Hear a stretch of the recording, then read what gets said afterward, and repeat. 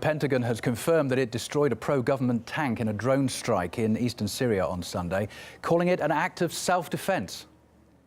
We detected and saw a tank that took a shot at us. It continued to move, so we again executed self-defense rules of engagement to protect ourselves. And I believe that was something that, again, we always have the right to do, and we'll make sure we're in a position to do that. No U.S. military personnel or coalition-backed forces were killed in the strike at the weekend, and it comes less than a week after another major clash with pro-government forces.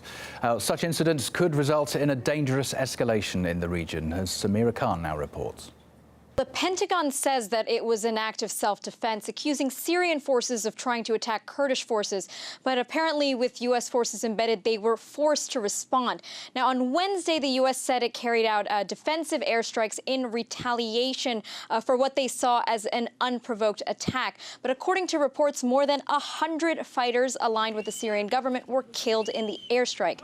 Now, this latest escalation is definitely something to worry about on all sides, especially considering that the Syrian conflict's been largely perceived as a fight against terror, well, against ISIS in particular, which is almost wiped out. But it's also opened way to a whole series of new conflicts. We have the Turkish-Kurdish conflict, the tensions between Israel and Iran. But even though ISIS is pretty much gone, the U.S. still wants to stay in Syria, with Secretary Tillerson announcing plans to maintain an open-ended military presence in the country. Some 2,000 troops or so to prevent a resurgence of ISIS and to counter Iran's influence. The global coalition has made outstanding progress, but the fight is not over. The enduring defeat of ISIS in Iraq and Syria means all members of the coalition must support and sustain the post-ISIS stabilization efforts.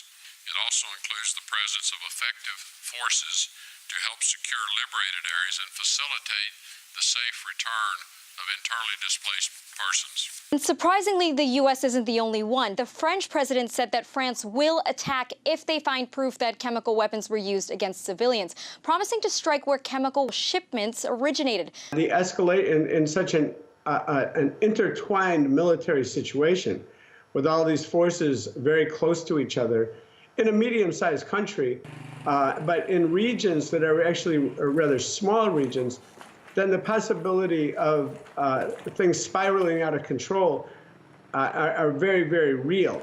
And that does not have to begin with the intervention or the decision to intervene or escalate on one party's part. It can happen, the climbing of the escalation ladder, as it is sometimes called, can happen without the intent being at the beginning on either side to have a larger scale war, but a product of that climbing that escalation ladder can be a larger war.